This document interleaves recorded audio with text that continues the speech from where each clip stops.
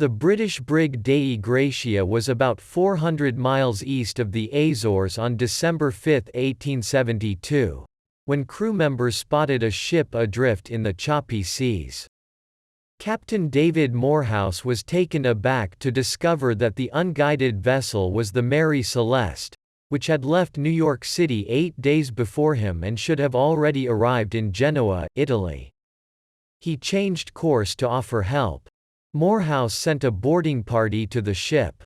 Below decks, the ship's charts had been tossed about, and the crewmen's belongings were still in their quarters. The ship's only lifeboat was missing, and one of its 2 pumps had been disassembled. 3.5 feet of water was sloshing in the ship's bottom, though the cargo of 1,701 barrels of industrial alcohol was largely intact. There was a 6-month supply of food and water, but not a soul to consume it. Thus was born one of the most durable mysteries in nautical history. What happened to the 10 people who had sailed aboard the Mary Celeste? Through the decades, a lack of hard facts has only spurred speculation as to what might have taken place. Theories have ranged from mutiny to pirates to sea monsters to killer waterspouts. The ship began its fateful voyage on November 7, 1872, sailing with 7 crewmen and Captain Benjamin Spooner Briggs, his wife, Sarah, and the couple's 2-year-old daughter, Sophia. The ship log's last entry was recorded at 5 a.m. on November 25. After spotting the Mary Celeste 10 days later, the Dei Gratia crewmen sailed the ship some 800 miles to Gibraltar, where a British Vice-Admiralty court convened a salvage hearing, which was usually limited to determining whether the salvagers, in this case, the Dei Gratia crewmen, were entitled to payment from the ship's insurers. But the Attorney General in charge of the inquiry, Frederick Solly Flood, suspected mischief and investigated accordingly. After more than 3 months, the court found no evidence of foul play.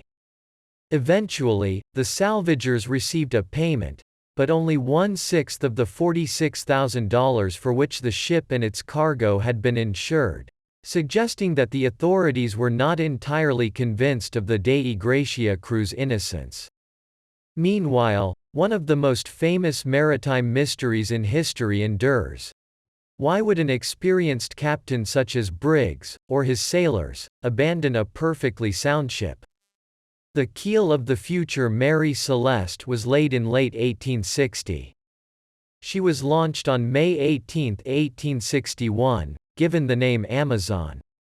Her registration documents described her as 99.3 feet in length, 25.5 feet broad. For her maiden voyage in June 1861, Amazon sailed to 5 islands to take on a cargo of timber. After supervising the ship's loading, captain of ship McClellan fell ill, his condition worsened.